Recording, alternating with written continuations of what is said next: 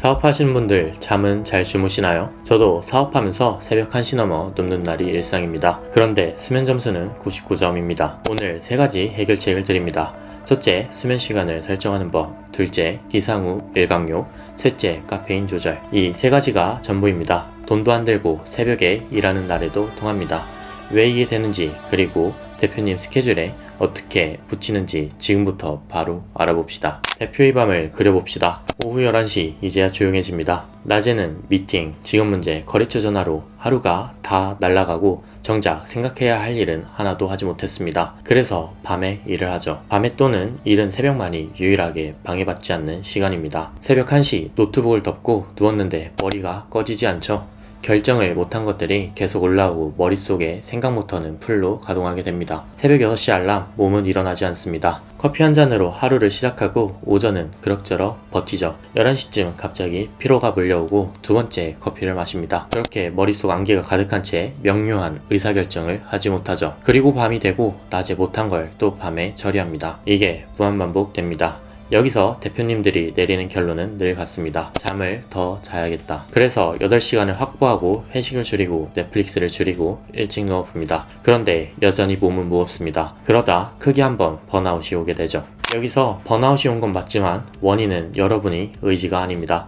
생각해봅시다. 사업하는 사람이 의지가 약할 리는 없습니다. 매일 거절당하고 문제를 해결하고 아무도 대신 못해주는 걸 해내는 사람들이기 때문입니다. 그런 사람이 잠 하나를 의지가 없어서 못 자는 건 말이 되지 않습니다. 우리 한번 생각해봅시다. 직원이 실수하면 그 직원을 탓하지 않고 프로세스를 고치게 됩니다. 매출이 안 나오면 더 열심히 하라고 하지 않고 구조를 바꿉니다. 그런데 정작 왜 여러분이 몸은 의지로 굴리나요? 문제는 8시간 수면 시간을 확보한다가 아닙니다. 상식적으로 8시간을 확보할 수 없습니다. 밤에 사고가 터지고 새벽에 연락이 오고 지방 출장과 해외 출장이 잡힙니다. 8시간을 기준으로 삼는 순간 일주일에 5번은 실패하게 됩니다. 실패가 반복되면 사람은 포기하게 됩니다. 목표를 더 자는 게 아니라 시간을 옮기는 것으로 바꿉시다. 먼저 8시간이 왜 7시간 30분보다 피곤할 수 있을지 알아봅시다. 잠은 한 덩어리가 아니라 깊은 잠, 얕은 잠, 렘수면 이 세 사이클이 한 세트로 돕니다. 한 바퀴에 대략 90분, 하룻밤에 4바퀴에서 5바퀴가 돕니다. 깊은 잠 한가운데서 깨는 것과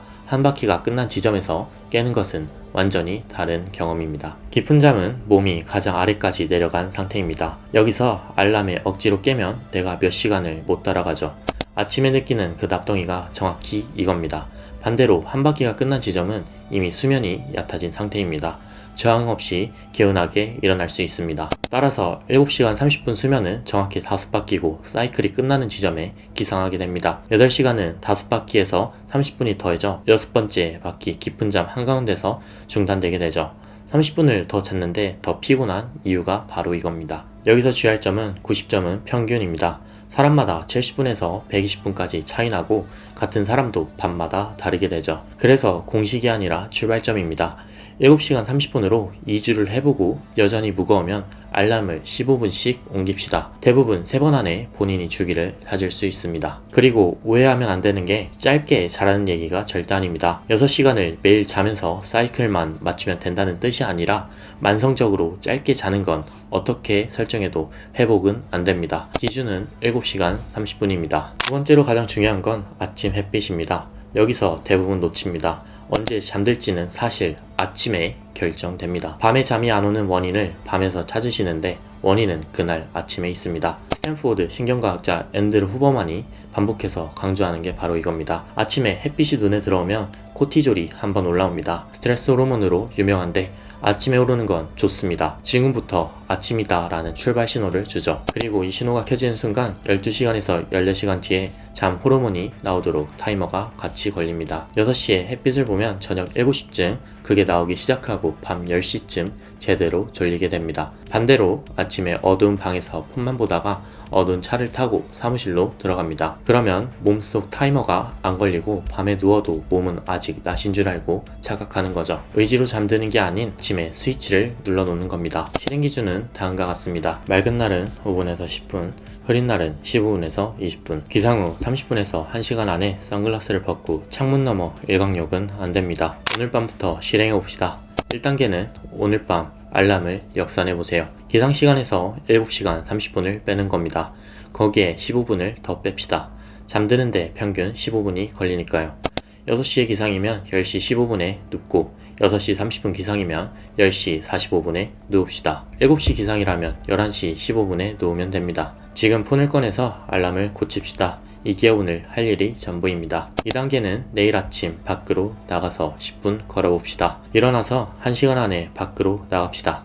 맑으면 5분에서 10분, 흐리면 15분에서 20분. 어떤 시간을 만드는 게 아니라 있던 시간을 밖으로 옮기는 겁니다. 아침 통화를 밖에서 하세요. 출근 한 정거장 전에 내리세요. 강아지가 있으면 이미 하고 계실 겁니다. 3단계는 내일 오전 커피를 90분 미룹시다. 깨어있는 동안 뇌에는 아데노신이라는 물질이 계속 쌓입니다. 이게 쌓일수록 피로해집니다. 밤에 자는 동안 이게 청소되고 아침에는 깨끗한 상태로 시작합니다. 여기서 카페인이 하는 일이 중요합니다. 카페인은 아데노신을 없애지 않습니다. 아데노신이 앉을 자리에 먼저 가서 앉아있을 뿐입니다. 그동안 아데노신은 계속 쌓입니다. 사라지지 않는 거죠. 그러다 카페인이 빠지는 순간 그때까지 쌓인 게 한꺼번에 달라붙습니다. 그게 오전 11시쯤 그 피로로 몰려오는 이유입니다. 없던 피로가 생긴 게 아닙니다. 밀어놨던 게 한꺼번에 청구된 겁니다. 그래서 기상 직후 90분 후에 커피를 드시는 걸 권장드립니다. 몸이 자연스럽게 각성한 뒤에 마시면 빌리는 게 아니라 얻게 됩니다. 저항 없이 오후까지 버틸 수 있죠. 아침에 나가서 일광욕을 하고 오면 이미 30분이 지나 있을 겁니다. 거기에 아침 루틴을 조금 더 하면 90분은 금방 갑니다. 대표님에게는 최악인 날이 계획도 있어야 합니다. 안 그러면 일주일에 3번 실패하고 포기합니다. 새벽 1시에 누워야 하는 날 대부분 오늘은 망했다라고 생각합니다. 아닙니다. 7시 기상이면 1시 치침이 정확히 4바퀴 6시간입니다.